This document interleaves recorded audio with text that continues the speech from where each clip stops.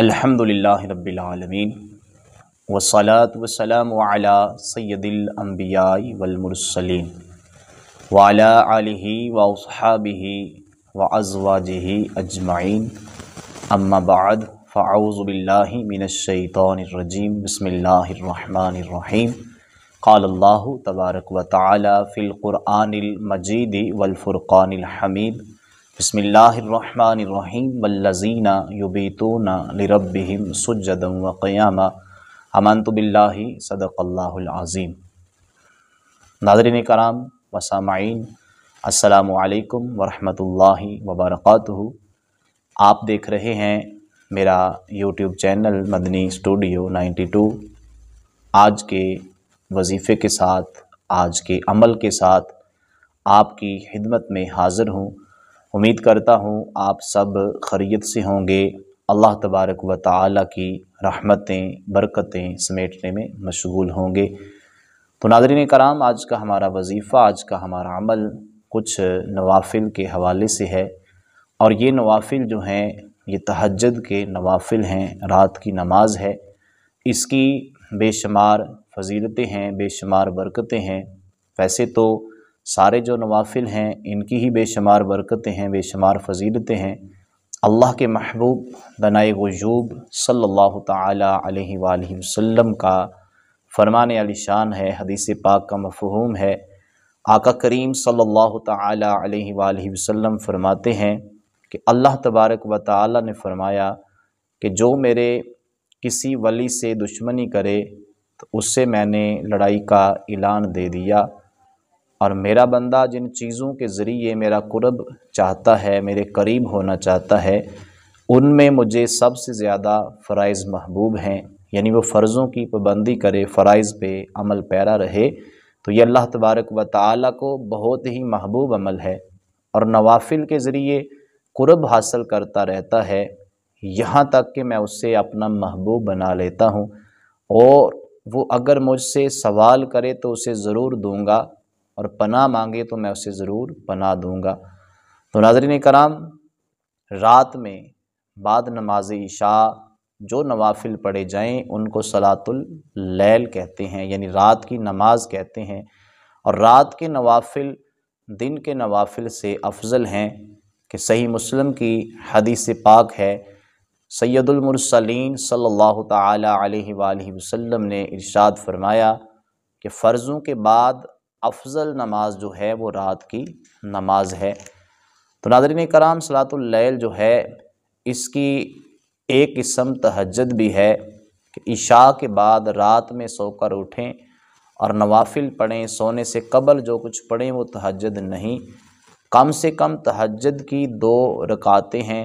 اور حضور اقدس صلی اللہ تعالی علیہ وآلہ وسلم سے نماز تہجد کی 8 رکعتیں ثابت ہیں۔ تو اس میں قرأت کا اختیار نہیں، جو چاہے پڑھیں۔ بہتر یہ ہے کہ جتنا قرآن پاک یاد ہو وہ ان نوافل کے اندر پڑھ لیجئے، ورنہ یہ بھی ہو سکتا ہے کہ ہر رکعت کے اندر سورۃ الفاتحہ شریف کے بعد 3 بار سورۃ اخلاص یعنی قل هو اللہ احد پڑھ لیجئے، کہ اس طرح ہر رکعت کے اندر پورا قرآن پاک پڑھنے کا ثواب ملے گا۔ تو ایسا کرنا بہتر ہے۔ بہرحال سورۃ فاتحہ کے بعد کوئی سی بھی سورت جو آپ کو آسانی سے یاد ہو آپ پڑھ سکتے ہیں۔ امیر المؤمنین حضرت سیدنا علی المرتضیٰ کرم اللہ وجہ الکریم رضی اللہ تعالی عنہ، آپ سے روایت ہے، سید المبلغین رحمت للعالمین صلی اللہ تعالی علیہ وآلہ وسلم کا فرمان علی شان ہے کہ جنت میں ایسے بالاخانے ہیں جن کا باہر اندر سے اور اندر باہر سے نظر آتا ہے، یعنی وہ اتنے خوبصورت ہیں، اتنے سونے ہیں، اتنے پیارے ہیں کہ ان کے اندر کھڑے ہوں تو باہر سے نظر آئے گا، باہر کھڑے ہوں تو اندر سے نظر آئے گا۔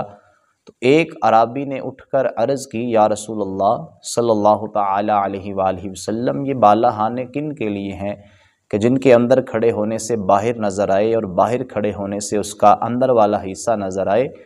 تو سید المرسلین صلی اللہ تعالی علیہ وآلہ وسلم نے ارشاد فرمایا کہ یہ ان کے لیے ہیں جو نرم گفتگو کرتے ہیں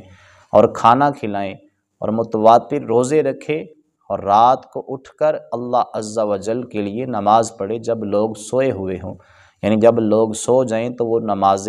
تہجد جو ہے اس کو پڑھ لے، رات میں اٹھ کے نوافل ادا کرے، تو اللہ تبارک و تعالی یہ بالہانے ان لوگوں کو عطا فرمائے گا جو نرم گفتگو کرنے والے ہیں، جو کھانا کھلانے والے ہیں، متواتر روزے رکھنے والے ہیں، یعنی لگاتار روزے رکھنے والے ہیں،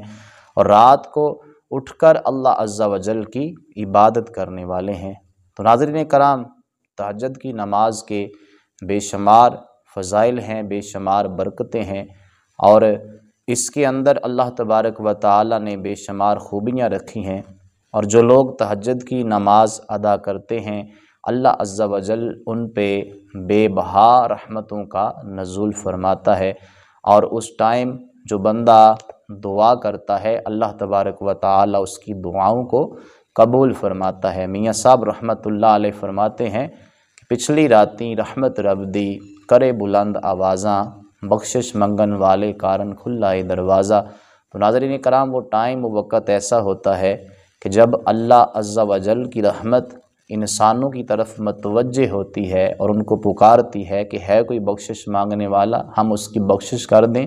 ہے کوئی رزق مانگنے والا، ہے کوئی عزت مانگنے والا، تو اس ٹائم اللہ عز و جل کی بارگاہ میں جو بھی سوال کیا جاتا ہے خلوص نیت کے ساتھ، اللہ تبارک و تعالی سوالوں کو ضرور پورا فرماتا ہے، کیونکہ وہ مہربان رب ہے، کریم رب ہے۔ تو جب بندہ اس کی بارگاہ میں کھڑے ہو کر نماز تہجد ادا کرنے کے بعد اللہ عز و جل کی بارگاہ میں آنسو بہاتا ہے، یا اللہ میرے گناہوں کو معاف فرما، یا اللہ مجھ پہ اپنی نظر رحمت فرما، گناہ گار ہوں، خطا کار ہوں، یا وہ کوئی بھی سوال اللہ عز و جل کی بارگاہ میں رکھتا ہے تو اللہ عز و جل اس کو اپنی رحمت سے ضرور پورا فرماتا ہے۔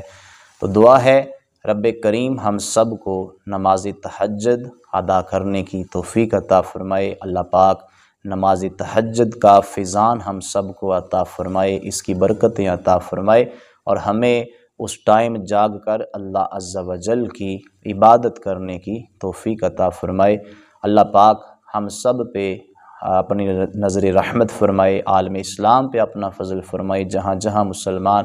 پریشان ہیں اللہ عز و جل سب کی پریشانیوں کو دور فرمائے۔ تو ناظرین کرام، یہ تھا ہمارا آج کا عمل، یہ تھا ہمارا آج کا وظیفہ۔ ویڈیو پسند آئے لائک اور شیئر کریں، کمنٹ باکس میں اپنی رائے کا اظہار کیا کریں، اس کے ساتھ ساتھ چینل کو سبسکرائب کر لیں، بیل آئیکن کا بٹن بھی دبا لیں تاکہ آنے والی ویڈیو کا نوٹیفیکیشن آپ کو بر وقت مل سکے۔ تو ملتے ہیں انشاءاللہ اگلے وظیفے کے ساتھ، اگلے عمل کے ساتھ، اس وقت تک کے لیے السلام علیکم ورحمۃ اللہ وبرکاتہ۔ اللہ حافظ۔